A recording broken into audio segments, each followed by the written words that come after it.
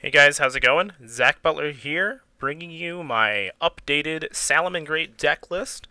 A couple of changes were made, and I just wanted to go over those. Nothing too major, except for the fact that we've added a new starter that I've been pretty outspoken about previously.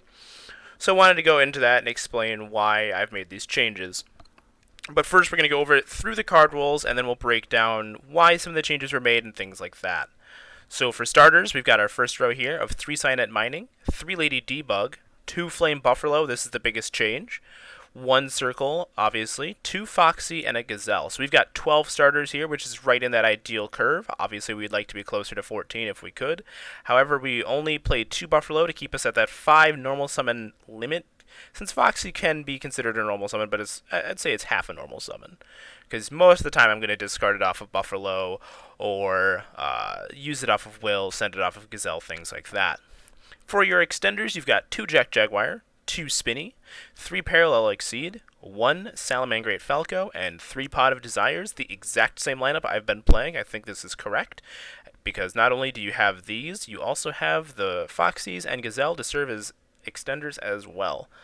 From there, you've got a slightly lower hand trap count of 3 Infinite Impermanence, 3 Effect Veiler, 3 Ash Blossom and Joyous Spring, and only 2 Nibirus, which I will explain very soon.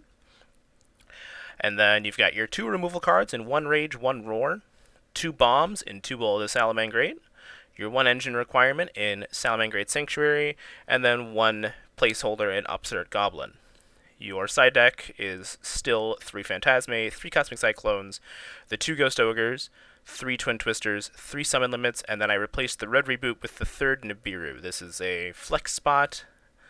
And then the extra deck is Abyss Dweller, Baguska, Axis Code, Lingaribo, the 3 Balinks, 2 Heat Leo, 3 Sunlight Wolf, Splash Mage, Transcode, and Update Jammer.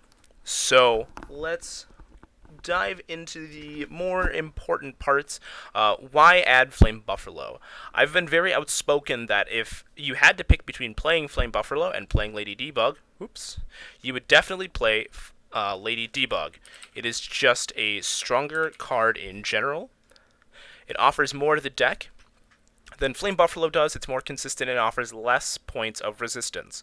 All of that is still true. However, through more extensive testing, I've found that a lot of my hands haven't had as many starters as I would like to have, and you're forced into a position where if the Cyanet Mining gets stopped, you're actually having to use Pot of Desires as a follow-up starter, and that creates a lot of issues. So by playing 2 Flame Bufferlos and having those as additional starters, you actually create a much better curve for your deck and allows Pot of Desires to facilitate its role as an extender as opposed to a pseudo starter.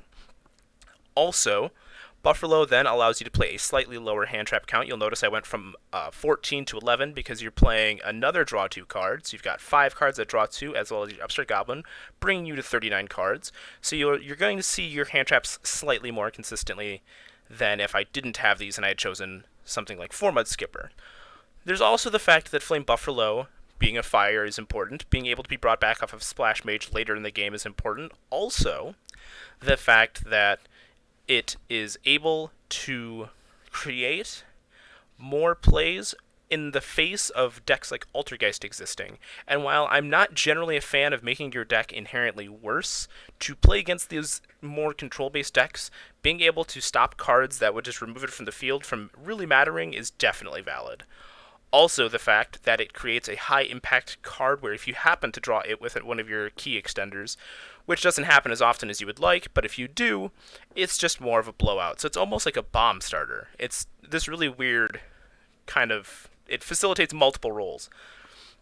That said, I still definitely think Debug is the correct card to play over it, but if you have room for the extra starters, you can get away with playing Bufferlo as well. However, I would always prioritize resolving Debug over resolving Bufferlo. This is more consistent than this one. From there, we cut Nibiru to 2 copies. At the moment, I'm not totally sure how I feel about Nibiru. It's very strong. However, its impact is very volatile. There are times where it's an absolute blowout, and then there's I've had more games lately where I've just not wanted to have that in my hand, so I've cut it to 2 copies, so I still have the ability to draw it, but only 1 in 5 hands, or 1 in 4 hands instead of 3 out of 10. So it goes down slightly. But I still side the 3rd copy for when I know I'm going second against those crazy combo decks. The only other real noteworthy change is the Upstart Goblin, and that's just to push myself to a higher point of consistency because 39 cards is more consistent than 40. This one's pretty rushed, guys. I just wanted to show you this really quick. Bufferlo is not nearly as consistent as Debug. It is a very inconsistent card. However, the deck lacks starter cards, and between this and Skipper were the only real options I had. Skipper creates more points of interaction than Bufferlo does, and it also has a lower estimated value right now, and so that's why Bufferlo is being played over that at the moment. In general, though, I still think Skipper's a better card, but just at the moment I think Bufferlo might be correct because this has a higher point of value than Skipper Resolving will. This also can play better through Nibiru than Skipper can.